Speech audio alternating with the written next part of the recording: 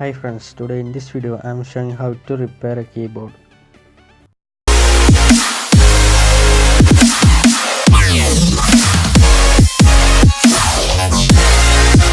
We just need to open it by using screwdriver.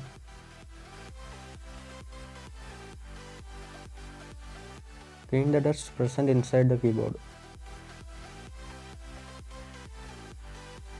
This is the circuit of a keyboard. Here we can see that some of the lines are missing. Drawing above the lines by a carbon pencil does not work fine.